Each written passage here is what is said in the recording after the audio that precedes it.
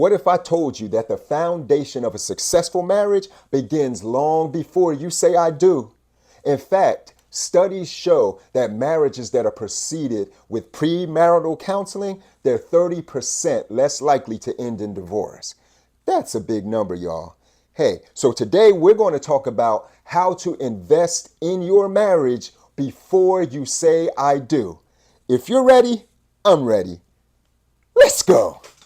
Welcome to the Success and Family Podcast with your coach and friend, Coach Will Lane.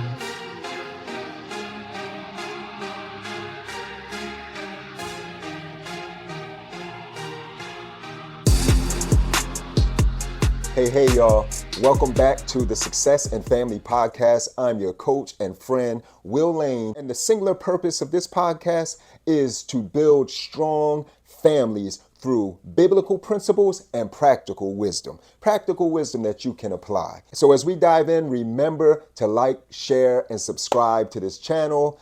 Make sure you share it with your friends. Make sure you give it to those who are on the verge of making a life decision in their relationships so that they can clean up some things that they will definitely need cleaned up, so that they can do the foundational work that, if not done, it can harm them down the road. So let's dive in. So speaking from 28 years of marriage, being coached by a couple who have been married over 40 years, through therapy and working with families and couples and coaching individuals through relationship issues, I can stand firm in telling you that love alone is not enough to build a strong relationship and a strong marriage that will last. You need to know that it must be built on a foundation of personal development where each individual in the couple that makes up the marriage are becoming their best self. They are growing individually. That is what makes a healthy family and a healthy marriage. And as each person in this couple grows and develops and matures spiritually, emotionally, and mentally, you will see the benefit of a long-lasting marriage that is built on a firm foundation. And guys, this is so very important. You know, I can remember back 28 years ago, actually, closer to 29 and a half years ago, when my coach, Dr. James D. Treadwell Jr., began to coach me in having the mindset of a husband. Way before I even got engaged, way before I even brought to him the young lady that I was interested in so that we can receive counseling from him and his wife. He began to develop me and coach me in how to think like a husband. And when I did bring my now wife to our mentors, the first thing they began to do is to work on our mindsets, guys. Because remember, we are success from the inside out. In every facet of life, what we think is what we reproduce. What is going on in our belief system, in our software program, if you will, that is what we reproduce in our actual lived experiences. So my personal experience is being coached step by step by a couple living a successful marriage. And I can't stress how important that is. You know, it makes it so easy to follow a model. That's how we're designed, to observe and follow. You know, everything in life can't just be so-called created in originality. There are patterns to everything, especially success. And so those of us who want successful, thriving, flourishing, lifelong marriages, it is important to have a model that you can look to and follow and learn from some experiences. Does that make sense to you? So why should we invest in our marriage? You know, we invest in every single thing that we're interested in. And unfortunately, we don't invest as much as we should in the things that actually matter. For instance, you know, as a child, I thought about what it would be like to be married. Females, actually even more than males, dream of their wedding day from the time they're little girls. What type of dress they'll wear. Oh, how beautiful the head thingy will look. The veil, all of the details we invest emotional and mental energy into the actual wedding. However, the wedding is not even 1% of the actual marriage. It is literally the ceremony that is over in a heartbeat and marriage begins. So why invest? I challenge you, those of you who want thriving marriages, I challenge you to look at your life like an athlete. You know, as a former athlete, I remember my college football days. I did not simply wake up on a Saturday morning to play the game. Throughout the entire offseason, what was I doing? Weight training, running, proper diet and nutrition. These were the investments that I had to put into the soil like seeds so that my productivity, so that my performance on the field would be up to the standard that I desired. Does that make sense? And so we see athletes do that. They'll change their life, change their nutrition, their diet. They'll change the people that they hang around so that they can be better in their profession. We see this in every facet of life. So why not invest in the thing that the Bible actually says God calls honorable? Marriage is honorable to God. Why not invest in that? Because it has much larger ramifications. We're talking about generational success, health, mental well-being. It is worth investing in our marriages. So like the weight training and the nutrition that I would do, the film study that I would do for football performance, being a better football player, some of the investment that I did to be a husband in mindset before I became a husband in the flesh was working on communication skills. Way before I received my master's degree in clinical social work and in therapeutic modalities and behavior, I was being trained by my mentor on proper communication. Over 20 years ago, I was taught that communication is 90% nonverbal. So I began to learn how to communicate, not just with my words, but with my eyes, communicate with my smile, communicate with my energy, so that the words that I say match what's going on in my heart. Whoa, that's a big investment. So I am a chaplain of a Christian school. And one thing that I'm teaching the very young people, these are young teenagers, I'm teaching them about communication. And this is a part of, training them to have the right mindsets way before they're even entertaining marriage. One thing that I teach them is that proper communication with truth and integrity means everything. For instance, I could say to you, I love you. And then I can say to you, I love you. And I could say to you, love you. Each of those examples carry a similar message, but the heart behind it is totally different. And I hope that makes sense to you. So one of the investments that I was taught was communication. And it's not just being able to say I love you to the person that I fell in love with, but it was about knowing what love really means and emanating security, emanating trust and confidence behind the words I love you. Does that make sense to you? If you have questions along these lines or comments, please feel free to just drop them down in the comment section. I would love to respond and have a dialogue. This isn't just a simple common lecture. This is practical wisdom here. Culture and conditioning plays a huge role in communication. When I traveled to Kenya, Africa, we learned the hard way about how cultural differences come into communication. So for instance, we would ask a question as we were training individuals. Are you having a good day today? Or did you apply the tip that we gave you? And if we were here, they would say yes. If we were here in the States, they would say, oh yes, I sure did. They would give us a whole sentence. But when we arrived in Kenya, Africa in 2008, we've been working with them for over 16 years now, we would ask a question and they would just go, and to us Americans, we felt so insulted, like, what's going on here? Can we use words? Until we learned that in their culture, the raise of the eyebrow is an affirmative that means yes. So that's just a simple example of how important it is to learn communication, learn that and accept that communication is 90% nonverbal.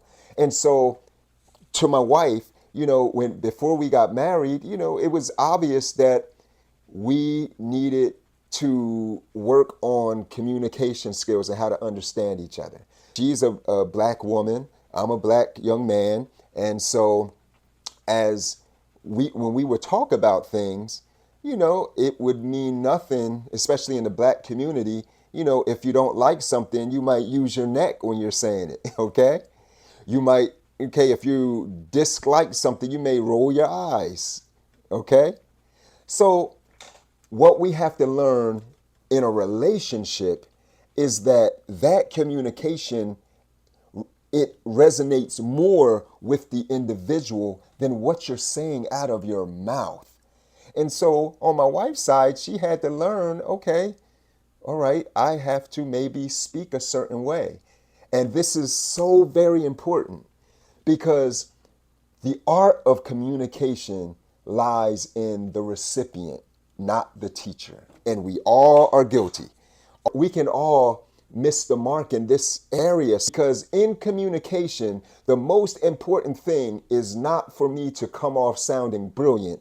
It is for me to communicate in a way that you can walk away with a practical tool that you can use to make your life better. Isn't that what this is all about? And so in a relationship, the same holds true. Your communication isn't so much about just expressing and getting your feelings off your chest. You have to consider one another. That's love. Considering the other individual and what words and gestures mean to that person. And we'll dig in much more to that. And if you have questions and comments, we can even unpeel the onion even more so that you can get more specifics for your life. And what does this all spell? It all spells personal development. Because even working on communication and being willing to change the way you communicate, to be humble enough to alter your practice delivery to benefit the person that you say you love, that requires personal development. That requires a renewed mind and a mindset shift. So these are two important ways that we can invest in our marriage long before we say I do. Another reason why premarital counseling is so valuable, and I will say vital to a successful and healthy marriage, is because that premarital counseling relationship doesn't have to stop or end once you say I do. In my personal life, as I stated earlier, the couple that counseled me and my now wife of 28 years, they are still active in our lives. They are still a sounding board for me, my wife, and our family. They are still those that we look to because guess what? Now we're married 28 years and they're married over 40 years. So, if you walk with the wise, you will become wise. We do not take time and waste time talking about marital or family matters with those that are not married or did not have a successful marriage. I'm sorry, but you do not qualify to help us to understand anything except what not to do. Does that make sense to you? So it is very important to establish these type of relationships because they pay off even after you say I do. For instance, that sounding board is so important because one thing that I often tell many couples is that it takes more than love because you need to have a third party in your relationship. And this is, hey, if you choose not to, that is your prerogative. But I'm just sharing what has made my marriage successful for now almost 30 years. All right. And it's the realization that there will be times in a marriage where what I say is not jiving with my wife. She is not down with it. Okay. She is like, well, that ain't it. Okay. And then there are some things that my wife made, some ideas or some plans, or it could be anything where I'm not in agreement with her. And if we are left to ourselves, you know, this personal development is a lifelong journey. So we will always come upon things where we need to grow. So if she's not agreeing with me, I'm not agreeing with her. It is invaluable to have someone in our lives that we can bounce things off of. And here's the caveat. Here's the most important element. I trust their judgment and my wife trusts their judgment. So if they tell me, if my coach says, yeah, Tange is right, then guess what? I trust him. I don't feel like he's playing sides. Does that make sense? If he says, Tange, nah, you got to go. I know you might not see it, but you got to follow Will's vision in this. You got to trust him in this one. Guess what? She trusts my coach. She trusts his wife, our counseling, our support system. She trusts it. So we both have a sounding board that we can bounce things off of that we trust, and we can receive their input and look at each other without punishing one another and moving forward. I hope that makes sense to you, because that is an invaluable tip and also incentive in this investment of premarital counseling, the entire relationship of it. So as we begin to wrap up, I just want to just double back on the thought that the most important thing that throughout our lives we just tend to think about the wedding. All right. And I know that many people are beyond that by now in their life, but that is a unfruitful mindset that we have about marriage as it has to do with investment. You know, when you just think about the ceremony, the event. And so in closing, I just want to encourage you to invest just like you would invest in the most important thing in your life, because marriage is undoubtedly one of the most important decisions you will ever make in your life. It doesn't just affect you, it affects your generations. So we have to make the right choice, guys. And so, yeah, just in closing, remember, invest. Treat your marriage like the best investment. Treat your marriage like a athlete. Let's say LeBron James has treated his career, his basketball career, long before he made it to the NBA. He had a life of investment in his skill, his talent, his ability, his understanding. How much more with marriage? So I just encourage you, take the time to work on you. Self-awareness, personal development, communication, understanding. And it can start very small. Remember, you can start, if you're a teenager, I tell my children, you start with your parents. They are blessed and they are fortunate to have a mother and a father. And I understand that is not common today. However, I tell my son, hey, the way that you treat your mother is how you will treat your wife. So practice.